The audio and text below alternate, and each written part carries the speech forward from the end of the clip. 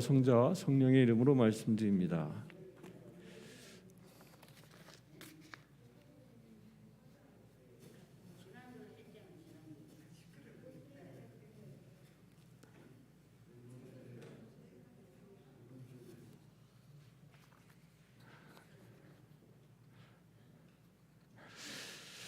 말씀 다 하셨어요? 사랑하는 성도 여러분, 오늘 우리는 사도행전 1장 6절에서 11절의 말씀을 통해서 예수님의 승천과 제자들의 질문, 그리고 예수님의 약속에 대해서 함께 묵상하고자 합니다. 이 말씀은 우리에게 증인의 삶으로 부르시는 예수님의 음성을 듣게 합니다. 사도행전 1장 6에서 11절의 이 말씀은요, 예수님께서 부활하신 후 40일 동안 제자들에게 나타나 하나님의 나라의 일을 가르치고 그리고 승천하시는 장면을 기록한 말씀입니다. 제자들은 예수님께 주께서 이스라엘 나라를 회복하심이 이때니까 라고 질문합니다. 그러나 예수님은 때와 시기는 하나님의 권한에 속한 것이며 제자들이 알 바 아니다 라고 말씀합니다. 대신 성령을 받아 권능을 얻고 예루살렘과 온 유대와 사마리아와 땅끝까지 이르러 예수님의 증인이 되라고 명령하십니다. 제자들은 이스라엘의 회복이라는 정치적인 열망에 사로잡혀 있었습니다. 그러나 예수님은 하나님 때에 대한 기다림과 인내를 강조하십니다. 우리도 세상적인 관점이 아닌 하나님의 관점에서 세상을 바라보고 하나님의 때를 기다리며 인내해야 합니다. 성령의 권능으로 예수님은 제자들에게 성령을 받아 권능을 얻고 증인이 되라고 명령하십니다. 우리도 성령의 충만함을 받아 담대하게 예수 그리스도를 증거하는 삶을 살아야 합니다. 예수님은 제자들에게 예루살렘과 유다와 사마리아와 땅끝까지 이르러 증인이 되라고 말씀합니다. 이는 복음 전파의 이 지리적인 확장뿐만 아니라 우리 삶의 모든 영역에서 예수님을 증거하라는 삶을 의미합니다. 사랑하는 성도 여러분, 우리는 예수님의 증인으로 부름받았습니다. 세상적인 관점이 아니라 하나님의 관점으로 세상을 바라보고 성령의 권능을 받아 담대하게 예수 그리스도를 증거하며 삶의 모든 영역에서 예수님의 향기를 드러내는 그런 삶을, 우리의 삶이 예수님의 증인으로서 빛을 발하여 세상을 변화시키는 데 쓰임받기를 소망합니다. 아멘이십니까? 기도하겠습니다. 하나님 아버지, 우리를 예수님의 증인으로 불러주심에 감사드립니다. 성령의 충만함을 허락하시어 담대하게 예수 그리스도를 증거하며 삶의 모든 영역에서 예수님의 향기를 드러내는 삶을 살게 하옵소서. 예수님의 이름으로 기도드립니다. 아멘. 설교가 짧아서 좋지요?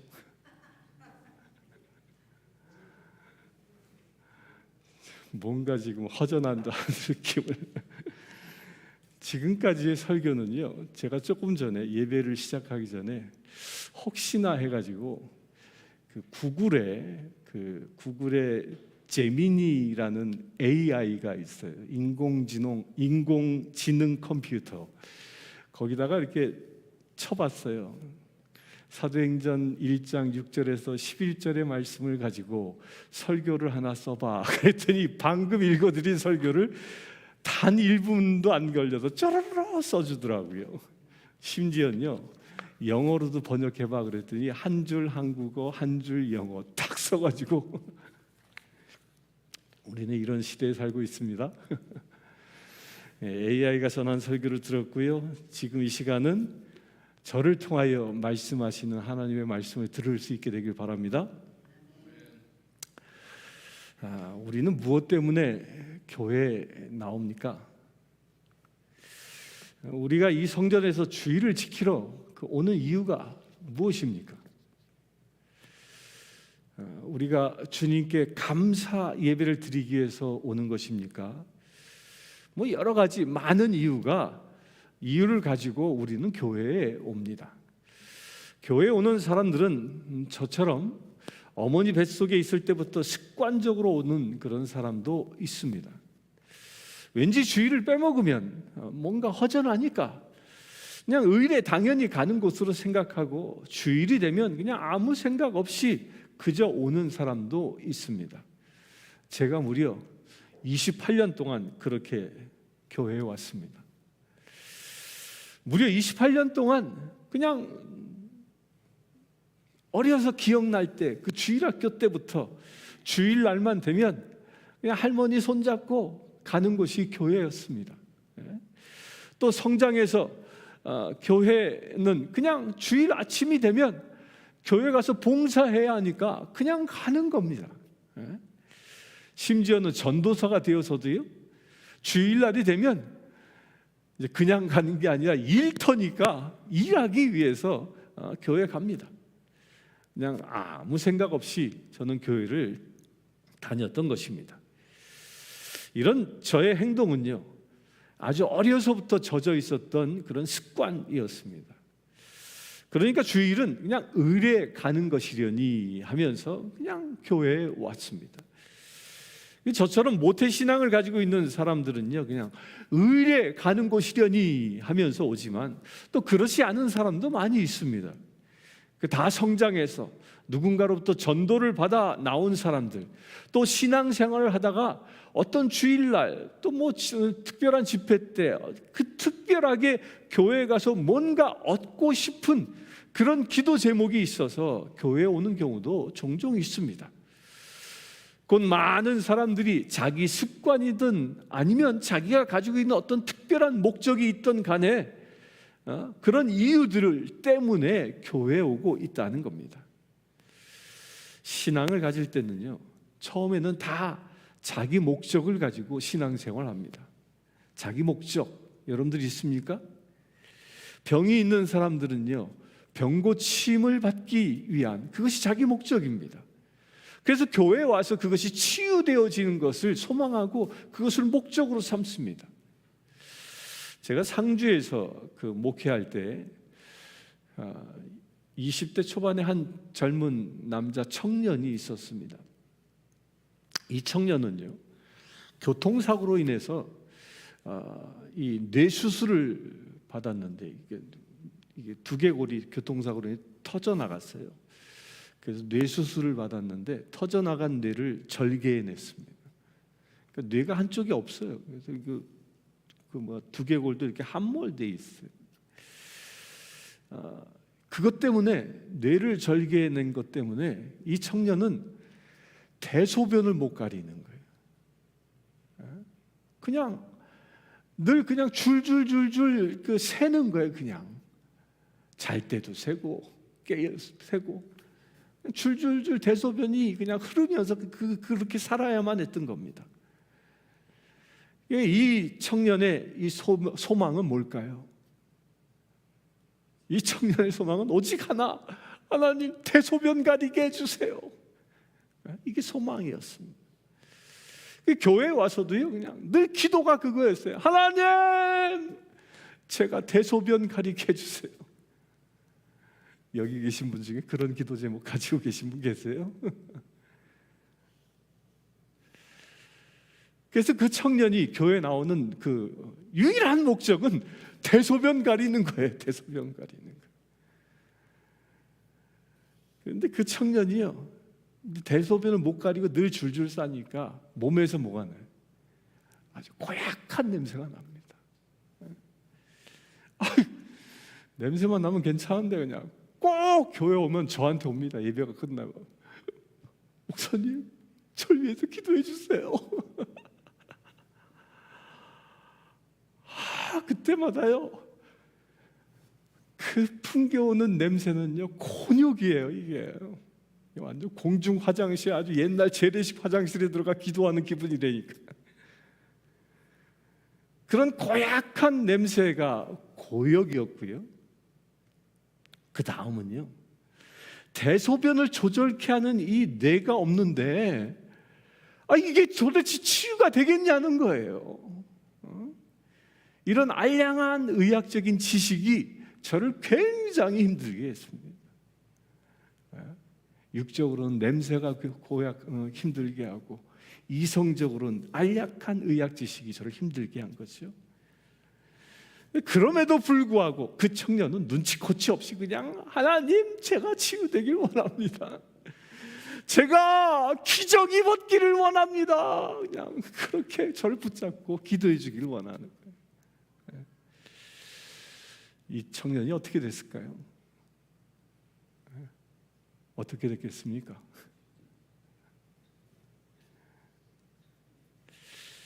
어느 날 성령 하나님이 이 청년을 치유하셨습니다.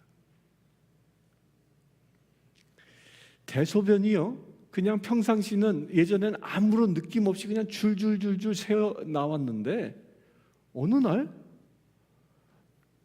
소변이 마려운 느낌이 들기 시작하더라는 거예요. 그러더니 대변도 마려운 느낌이 들기 시작하더라는 거예요. 이제 줄줄 새는 게 아니라 느낌이 오는 거예요. 느낌이. 그럼 화장실 가는 거고, 시원하게 용물을 보고 또 얼마 지나면 또 느낌 오면 또 화장실 가고. 할렐루야. 하나님이 치유하신 거지요. 의학적으로는 불가능한 그런 기적이 그 청년에게 일어난 겁니다. 주님에게 집중했던 그 한 청년에게 기적이 일어난 것입니다. 자기를 결박했던 그 모든 것들을 주님께 드렸던 것이죠. 자신의 목적을 주님께 드린 겁니다. 여러분들 모두도 자기 목적을 가지고 교회에 옵니다. 여러분들은 어떤 목적을 가지고 교회에 오셨습니까?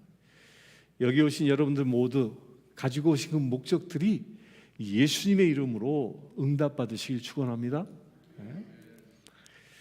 오늘 읽은 사도행전의 저자가 누구였죠? 누가입니다. 그 누가의 직업이 무엇입니까? 그는 의사였습니다.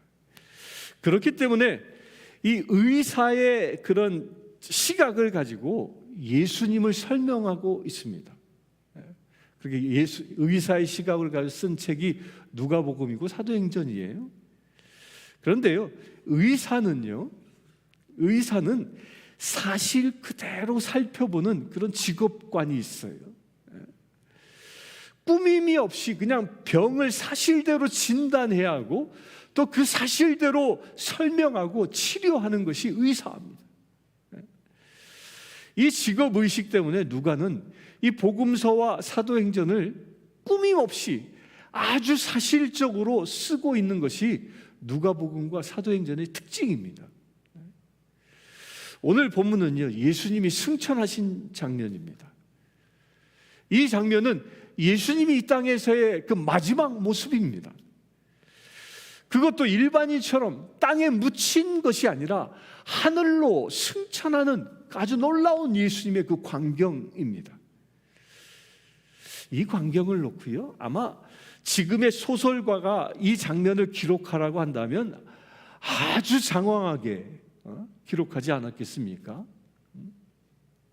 하지만 누가는요, 이 엄청난 장면을 단 3절로 간략하게 기록하고 있습니다. 누가가 왜 이렇게 간략하게 기록했겠습니까? 이유는 하나입니다. 사실이기 때문입니다. 그래서 단 3줄로 마무리하고 있는 겁니다. 또 한 가지 누가의 글의 특징은요, 한 사람을 위한 것이라는 거예요. 데오빌로라는 이 한 사람을 위해서 누가복음이 기록되어졌습니다. 또 이 데오빌로라는 이 한 사람을 위해서 사도행전이 기록되어졌습니다. 단 한 사람을 위해서 쓰여진 누가복음, 이 사도행전 이 책이요, 어떻게 쓰여졌습니까? 모든 사람들을 위한 책이 되어진 것입니다. 우리도 마찬가지입니다. 한 사람을 구원시킬 수 있다면요, 그 한 사람을 통해서 온 인류가 구원되어질 수 있는 것입니다. 하나님의 나라는 갑자기 주어지는 것이 아니라는 겁니다. 한 사람으로부터 하나님의 나라는 시작되는 겁니다. 우리는 모든 것을 잘 할 수는 없습니다. 그러나 한 가지를 한 번만 잘 해내면 모든 것을 할 수 있다라는 그 자신감이 생겨나는 겁니다. 여러분들, 오래된 영화지만 영화 진주만이라는 영화 혹시 기억나십니까? 진주만, 일본이 그 하와이 진주만을 폭격한 그 사건을 기록한 영화죠. 저는 그 영화 그 장면 중에 아주 지금도 생생하게 기억나는 그 장면이 하나 있는데요. 그래서 이제 대통령의 명령을 받고 항공모함에 폭격기를 싣고 떠납니다. 일본을 공습하기 위해서. 그런데 문제는 뭐였냐면 이 항공모함에서 폭격기가 그 이륙하지 못하는 거예요. 왜? 그 짧으니까, 활주로가 짧아서 모든 조종사가 여기서는 이륙할 수 없다, 이거 다 바다로 떨어질 것이다, 불가능하다라고 해서 조종관에 오르지 않습니다. 그때 그 팀을 훈련시켰던 리더가 폭격기에 딱 올라갑니다. 시동을 팍 겁니다. 그래 엔진을 최대 출력으로 가속합니다. 우와 하더니 출발합니다. 그 짧은 활주로를 막 내달립니다. 웬일입니까? 가다가 비행기가 바다로 뚝 떨어집니다. 그런데 이어서 나오는 장면이 아주 놀랍죠. 뚝 떨어진 폭격기가 다시 쫙 비행하는 거죠. 성공한 거예요. 성공했습니다. 그러자 그걸 지켜보고 있었던 다른 조종사들이 환호하면서 그 용기를 얻고 나도 할 수 있어! 그러고 타고 올라서 비행기에 올라 모든 비행기가 다 이륙에 성공합니다. 이렇게 한 번이 중요한 겁니다. 한 번이. 한 번 잘하면요, 이후에 계속 잘할 수 있는 겁니다. 한 번 잘하면. 우리 어저께 돈가스 만든다고 팍 두드렸는데 처음에 막 두드리면 이게 돼지고기가 완전히 그냥 파이가 돼버렸어. 뭉개져서. 근데 잘 성공하니까 이쁜 돈가스 모양이 나오잖아요. 한 번입니다. 한 번. 근데 그러다 보니까 마귀가요, 뭘 못하게 하냐면요, 한 번 잘하지 못하게 방해합니다. 한 번을 못하게. 네가 뭘 잘할 수 있겠어? 네가 이 나이에 뭘 할 수 있겠어? 이런 생각을 우리 마음에 자꾸 불어넣는 겁니다. 한 번을 못하게 하기 위한 마귀의 계략입니다. 우리 모두 이런 마귀의 계략으로부터 승리하길 바랍니다. 그러기 위해서는 어떻게 해요? 한 번에 집중할 수 있어야 합니다. 그 한 번이 내 병의 치유라면 거기에 집중하십시오. 그 한 번이요, 누군가를 전도하는 것이라면 그 한 명에게 집중하는 거예요. 그 한 번이 누군가를 섬기는 것이라면 그 한 번에 모든 것을 집중해서 그를 섬겨주는 겁니다. 이 교회 부흥도 마찬가지입니다. 한 사람이 전도되어질 때 부흥은 시작되는 거예요. 우리도 누가처럼 이 한 사람에게 집중할 수 있게 되길 축원합니다. 3년 동안 예수님을 따라다녔던 그 제자들에게는요, 다들 나름대로 그 예수님을 따라다닌 그 중요한 목적, 이유가 있었습니다. 근데 그 목적이 무엇이라고 이 성경은 기록합니까? 이스라엘의 회복이라고 기록합니다. 이스라엘 나라의 회복입니다.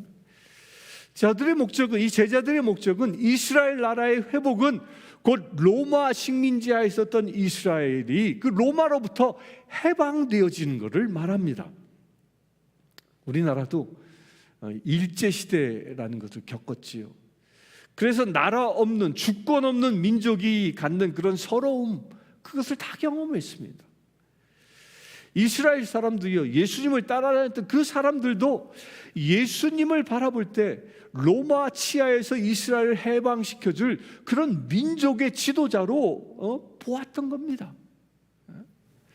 예수님을 따라다니면 빌라도 총독을 몰아내고 로마 군대를 몰아내고 이스라엘을 다시 독립국가로 만들어줄 거라는 그런 믿음이 그들에게 있었던 것입니다. 저들의 소원은 바로 거기에 있었습니다.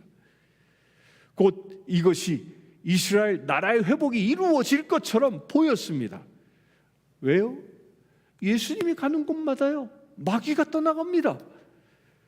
심지어 군대 마귀가 들린 사람도 예수님을 만나자마자 그 모든 군대 마귀가 떠나가 버리고 맙니다. 또 예수님은 남자만 5,000명이라는 그 수많은 무리들이 모였는데 오병이어라는 작은 음식을 가지고 그들을 먹이고 또 무려 12광줄이나 남는 그런 기적을 행하였습니다. 심지어 문둥병자가 오니까 문둥병자도 치유하십니다. 또한 풍랑을 만났는데 그 풍랑, 그 물속에서 어떻게 합니까? 예수님께서 그 무리를 걷는 기적을 목격합니다. 그러기에 예수님을 바라볼 때 이야, 이분이야말로 우리를 로마로부터 이스라엘을 해방시켜줄 진정한 메시아구나 라고 하는 믿음이 점점 커져간 것이죠. 그 믿음으로 3년 동안 이 제자들은 예수님을 따라다닌 겁니다. 예수님의 제자들 또한 예수님을 따라다녔던 그 수많은 무리들의 그 열망은 로마의 식민지로부터 해방되는 것이었습니다. 그런데 그 소망이 한순간에 물거품처럼 사라져버릴 때가 있었지요. 언제였습니까? 그게 언제였죠? 그들이 그토록 믿고 따랐던 예수님이 겟세마네 동산에서 그 몇 안 되는 군인들에게 포로가 됩니다. 사로잡힙니다. 그리고 재판석으로 끌려갑니다. 그리고 빌라도에게 재판을 받아 십자가에 못 박혀 돌아가시자 그 모든 꿈들이 물거품처럼 사라져버리고 맙니다. 그러자 제자 중에 으뜸이었다라는 이 베드로는요, 재판장에게 가서 그 재판장에 가서 구경이라도 해보려 갔었으나 여인의 그 몇 마디 질문에 그냥 질겁하고 그냥 도망가지 않습니까? 또 엠마오에 살던 두 제자는요, 예수님이 십자가에 못 박혀 처형당하시자 그리고 나서 부활의 소식을 들었음에도 불구하고 다 털어버리고 예수님을 떠나 고향으로 돌아가지 않았습니까? 저들의 소망은 이제 한낱 물거품처럼 끝나버리고 만 것으로 보였던 것입니다. 그러나 부활하신 예수님이 이들 제자들에게 다시 나타나셨습니다. 또 제자들에게 아주 놀라운 모습으로 나타나셨습니다. 다락방에 무서워서 문을 꼭꼭 걸어 잠그고 덜덜덜덜 떨고 있었던 그 제자들에게 문도 열리지 않았는데 호리원히 주님이 나타나신 거예요. 제자들이 깜짝 놀랐지요. 또한 베드로와 몇몇 제자들은 갈릴리 호수에 가서 다시 자기 생업에 종사하고 있을 그때에, 그리하여 그물질을 하고 있었던 그때에 예수님이 갑자기 나타나셔서 오른쪽에 그물을 던지라 말씀하시니까 막 엄청난 고기가 잡히는 기적을 체험합니다. 그러자 그들 안에 무엇이 또 일어났을까요? 또 다시 그들이 물거품처럼 사라졌던 소망이 다시 살아난 거죠. 그래서 그들은 아마도 이런 생각을 했을 거예요. 야, 우리가 3년 동안 따라다녔던 저분이 정말 다시 살아났네. 그렇다면 우리에게 다시 소망이 있는 거지. 무슨 소망? 이스라엘의 회복. 그래서 그 제자들은요, 예수님에게 이런 질문한 거예요. 이스라엘 나라를 회복하실 때가 이때니까? 라고 질문한 겁니다. 이 말은요, 당신을 죽였던 저 빌라도의 그 죽음의 권세를 이기신 예수님, 그 죽음을 이기신 그 권능으로 당신을 죽음의 십자가로 못 박았던 저 빌라도를 심판하실 때가 바로 지금입니까? 라고 묻는 거예요. 문을 꼭꼭 걸어 잠그고 있었던 그 마가의 다락방에 호련히 나타나신 그 능력을 가지고 빌라도를 물리실 때가 바로 지금입니까? 라고 묻는 겁니다. 저 썩어 문드러진 제사장들을 심판하실 때가 지금입니까? 그게 뭐 이스라엘의 회복, 이것을 질문하고 있는 겁니다. 근데 한편으로 보면 정당한 얘기입니다. 이스라엘 나라의 회복은요, 구약 시대 때부터 예언되어져 있는 말씀입니다. 그런데 그 질문에 대한 대답은요, 주님이 묘하게 하십니다. 때와 시기는 아버지께서 자기의 권한에 두셨으니 너희가 알 바 아니다. 너희가 알 바 아니다. 아주 참 실망스러운 대답을 하셨지요. 그 부활하신 주님께서, 그 젊은 주님이 말씀 한마디만 하시면 자기들의 모든 소원이 이루어질 것 같은데, 그때는 너희가 알 바 아니다 라고 일방적인 선언을 제자들에게 하고 계시는 겁니다. 여기에 어떤 비밀이 숨겨져 있습니다. 예수님의 그 제자들이 물었던 이스라엘 나라는요, 누구를 위한 이스라엘 나라였습니까? 누구를 위한? 제자들은요, 이스라엘 민족을 위한 이스라엘 나라였어요. 아직까지 저들은요, 이스라엘을 통해서 세계를 구원하시고자 하는 그 하늘의 계획을 알지 못했던 겁니다. 하나님께서 이스라엘 택하신 이유가 무엇입니까? 하나님은 이스라엘을 통해서 예수님을 태어나게 하셨습니다. 그리고 하나님은 그 이스라엘을 통해서 세계를 구원하시고자 계획하신 것입니다. 그런데 제자들은 단순히 그냥 이스라엘 민족이 해방되는 그날만을 기다리고 있었던 겁니다. 우리가 교회에 나오는 그 이유도 사도들이 가지고 있었던, 이 제자들이 가지고 있었던 이유와 어쩌면 똑같을 수 있습니다. 내 문제, 내 가족 문제, 내 조국의 문제를 위해서 교회에 나올 수 있는 겁니다. 그런데 하나님께서는요, 내 문제를 뛰어넘어 세계를 구원하시고자 하는 그 계획을 우리에게 갖고 계신 겁니다. 아멘이십니까? 여러분들이 교회에 오셨지요? 여러분들이 무슨 생각을 가지고 교회에 오셨습니까? 그런데 교회에 오는 사람들이요, 착각하는 게 하나 있어요. 어떤 거냐면요, 교회에 오는 것은 그냥 내가 좋아서, 내가 선택해서, 그래서 내가 교회에 오는 것이다 라고 생각합니다. 그런데 이거는 심각한 착각입니다. 이것이 어떤 착각이냐 하면요, 하나님께서 여러분들 한 사람 한 사람을 택하지 아니하시면 내게 어떤 마음이 있다 하더라도요, 내 마음대로 교회에 올 수 없다라는 거예요.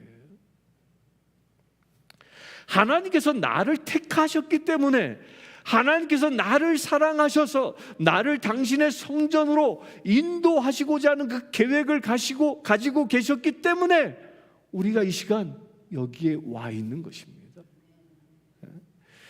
여러분들이 거기에 응답했기 때문에 여기에 와 계신 겁니다.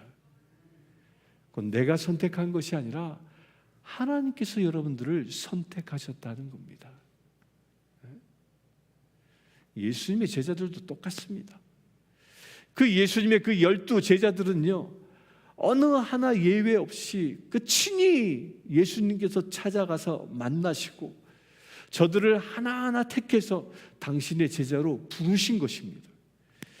예수님의 제자가 그냥 자기가 좋아서 예수님을 쫓아오고, 나 예수님이 좋습니다. 나 당신의 제자가 되기를 원합니다. 해서 따라온 제자는 12제자 가운데 아무도 없습니다. 예수님이 직접 가서 택하신 겁니다. 그처럼 여기에 계신 모두는 주님이 택하신 귀한 존재입니다. 예수님이 택한 귀한 존재이기 때문에 우리는요, 생각을 바꿔야 한다라는 거예요. 예수님의 제자들은 3년 동안 저들은 택함 받고 말씀으로 훈련 받았음에도 불구하고 문제가 뭐였냐? 그들의 생각을 바꾸지 않은 거예요. 자기 자신의 그 인간적인 생각을 뛰어넘지 못한 것입니다. 예수님을 따라다녔던 자기 목적, 곧 예수님을 따라다니면서 이루고자 했던 자기 욕심을 조금도 버리지 못했기 때문에 오직 그들의 마음은 이스라엘 나라는 언제 회복됩니까? 거기에만 관심을 두고 있었던 겁니다. 우리도 마찬가지입니다. 하나님께서 우리를 택하셨다면요, 그 택하심에 응답하여 여기에 나왔습니다. 하지만 하나님의 목적과 관계없이 나 자신의 소망만 이루어지기만을 기도한다면 우리 주님은 이런 얘기를 하실 겁니다. 그것이 이루어질 때와 시기는 너희가 알 바가 아니요. 그런데 사람들은 대부분 내 소원이 언제 이루어질까 여기에 집중합니다. 그래서 한국에서는요, 매해 새해가 시작되어지는 1월 1일이 되어지면 많은 사람들이 동해안에 갑니다. 왜 가죠? 그 동해안에 인산인해가 이루어집니다. 그 사람들은 일출을 구경하기 위해서 엄청나게 사람들이 몰려갑니다. 왜 동해안에 갑니까? 여러 가지 이유가 있지만 가장 중요한 것은요, 새해 첫 태양의 그 떠오름을 보면서 기도하면 자기 소원이 이루어진다라는 이상한 소망 때문에 그렇게 갑니다. 그래서 많은 사람들은 떠오르는 태양을 보고 뭐해요? 비나이다 그럽니다. 그리고 자기 소원이 또 언제 이루어질지 확인하기 위해서 사람들은요, 또 누굴 찾아가요? 태양을 보고 비나이다 해놓고 누구 찾아가? 점쟁이한테 찾아가는 거예요. 언제 이루어질까? 그 한국의 경북 그 영천에 가면요, 할매돌이라는 아주 신기한 돌이 하나 있어요. 그 돌이 이렇게 딱 한 요만해요. 크지도 않아요. 요만한 돌인데 그 돌 앞에 서가지고 사람들이 소원을 빌어요. 하나님 아들 낳게 해주세요. 할매돌이 아들 낳게 해주세요. 이렇게 소원을 빚는 거예요. 그렇게 빌고 나서 그 돌을 이렇게 들어요. 그 돌의 무게가 그냥 여자들도 들 수 있는 무게예요. 돌을 딱 들어보는 거예요. 근데 빌고 나서 돌을 딱 들었는데 번쩍 들리면 그 소원이 안 이루어진다라는 거예요. 근데 이상하게 그 돌이 안 들리는 거예요. 막 천하장사가 들어도 안 들리는 거예요. 그럴 때가 있대요. 저는 해보지 않아서 잘 모르겠는데 그럴 때가 있대요. 그러면 그 소원이 이루어진다라는 이루어진다라는 그 아주 그 신기한 돌입니다. 그래서 많은 사람들이 거기 가서 그거 한다니까 줄 섰어요. 줄 섰어요. 이렇게 사람들은요, 내 소원이 언제 이루어질까 거기에 관심을 갖거든요. 그런 우리에게 주님은 뭐라고 대답하십니까? 뭐라고 대답하세요? 너희가 알 바 아니요.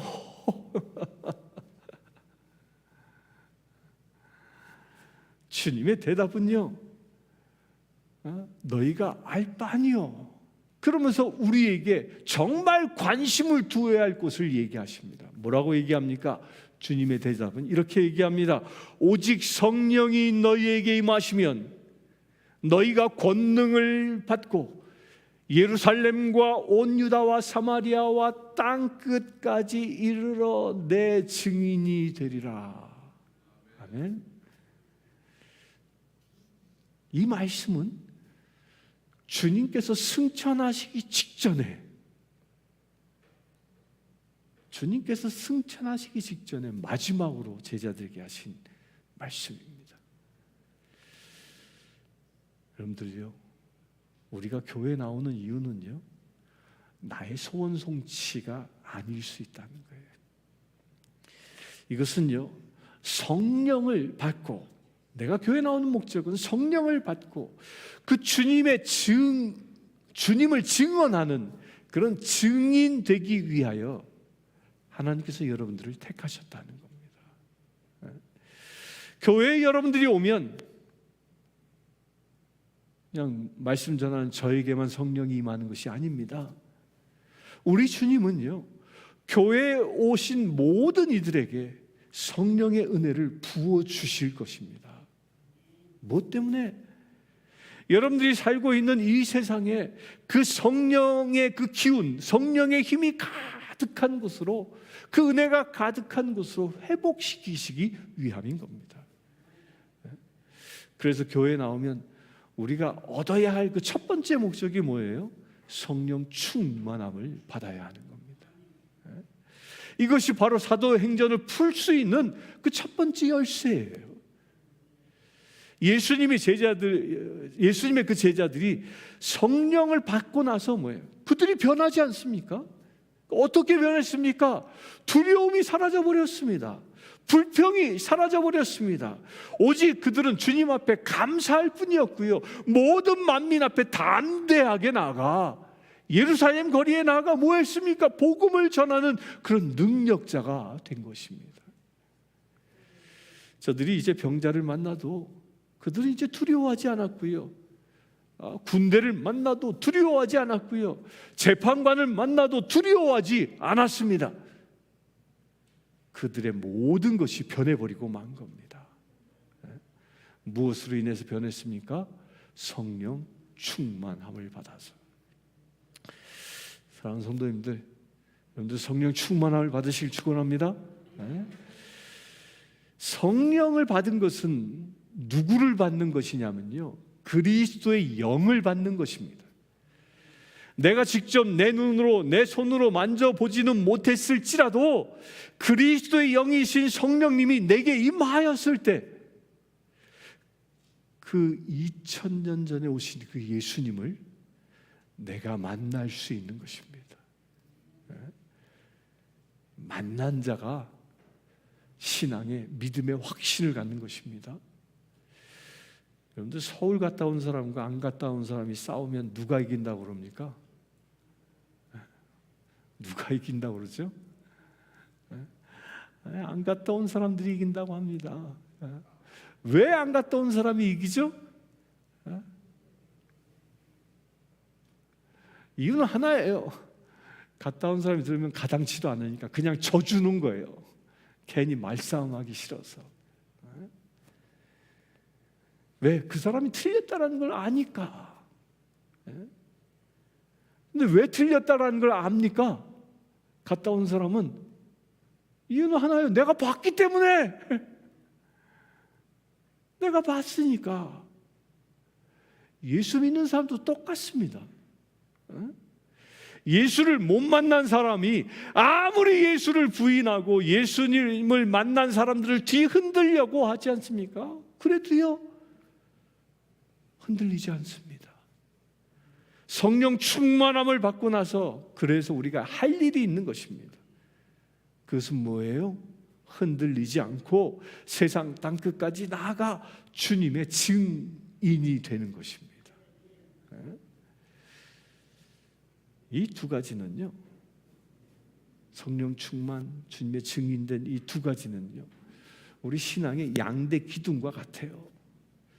성령 충만함을 받고 예수 그리스도의 증인되는 것, 이 두 개가 내 삶 가운데 온전히 이루어지면 여러분들의 여러분들은 은혜가 넘치는, 그런 축복이 넘치는 그런 하나님의 백성 자녀로 살아갈 수 있는 것입니다. 여러분들의 삶의 현장이, 여러분들의 가정의 그 현장이, 여러분들이 살아가고 있는 그 사회의 현장은 복음을 증거하는 현장이 되어야 한다는 것입니다. 그것을 내가 행할 때 놀라운 역사를 우리는 체험할 수 있는 겁니다. 전도는 뭘까요? 전도라는 것은요, 그냥 전도지 들고 예수 믿고 구원 받으세요, 그것만이 전도는 아닙니다. 그것도 하나의 전도이긴 해요. 근데 가장 중요한 게 뭘까요? 우리의 삶을 통해서 예수님이 불신자들에게 보여져야 하는 겁니다. 그러면 전도됩니다. 누군가가 여러분들을 볼 때 여러분들을 통해 예수님이 보이면 전도되어지는 겁니다. 곧 여러분들의 삶이 전도라는 겁니다.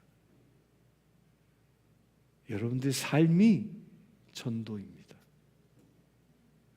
주님은 그것을 책임져 주십니다. 여러분들의 삶이 세상 사람들로부터 우러러 볼 수 있게 책임져 주시는 분이 바로 누구? 예수 그리스도이십니다. 조금도 부족함 없이 여러분들의 삶을 채워 주실 줄 믿습니다. 여러분들이 성령 충만함을 받고 전도하고자 작정하기만 하면 여러분들의 부족한 것들을 채워주시는 누가? 주님께서. 여러분들에게 건강이 부족합니까? 여러분들에게 재정이 부족합니까? 여러분들 가정에 문제가 있습니까? 그렇다면요, 두 가지를 구하시길 바랍니다. 뭐예요? 성령 충만함과 내가 복음 증거자가 되겠다라는 그 사명자로서 설 수 있게 되길 축원합니다. 이걸 구할 때요, 온전히 주님의 은혜 안에서 나의 그 모든 문제들이 해결되어질 줄 믿습니다. 그리고 나서 천사들이 나타나 하늘만 쳐다보고 있는 제자들에게 말합니다. 왜 하늘만 쳐다보고 있느냐? 왜 하늘만 쳐다보고 있느냐? 사랑하는 성도 여러분, 여러분들의 시선은 어디를 향하여 있습니까? 우리는요, 두 가지를 볼 수 있어야 합니다. 먼저 하늘을 볼 줄 알아야 하고요, 또 내가 살고 있는 세상을 볼 줄 알아야 합니다. 두 가지를 볼 수 있게 되길 바랍니다. 하늘의 영광을 보고 아직도 주님의 나라를 알지 못하고 죽어가는 저 심령들을 바라볼 수 있어야 하는 겁니다. 그때 여러분들의 눈에는요, 여러분들을 통하여 이루시고자 하는 하늘의 큰 계획들이 보여질 것입니다. 또 주님을 알지 못하는 사람에게 복음을 증거할 때 여러분들에게 주시고자 하는 하나님의 그 놀라운 능력을 차지하는 그런 역사가 일어날 줄 믿습니다. 우리 사랑하는 성도 여러분, 우리 매 주일마다 이렇게 모일 때 성령 충만함을 받으시길 바랍니다. 또한 일주일의 삶을 통하여 주님의 증언자로서는 저와 여러분들 되시길 주의 이름으로 축원합니다. 함께 기도하겠습니다. 주 아버지 하나님,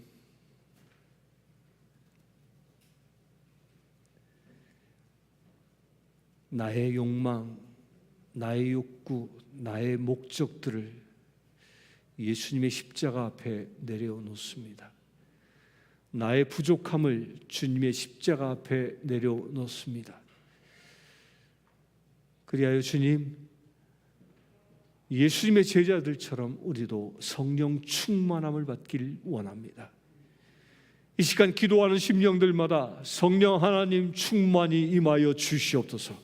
성령으로 차고 넘치게 하여 주시옵소서. 그래서 성령의 힘과 권능을 가지고 살아갈 수 있는 거룩한 믿음의 세대를 되게 하여 주시옵소서. 또한 주님, 그 성령의 권능을 힘입어 예수님의 증언자로 살아가기를 원합니다. 예수님의 증인으로 살아가기를 원합니다. 주님, 우리의 입술을, 우리의 삶을 축복하여 주시옵소서. 그래, 우리를 바라보는 이들이 우리의 삶을 통하여 예수를 보게 하시고, 우리가 입술을 열어 증거할 때 생명의 복음이 나누어지게 하여 주시옵소서.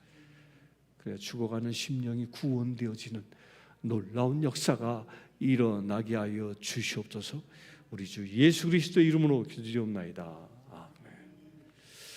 오늘 다 함께 일어나서 191장 성령 찬송 드리도록 하겠습니다.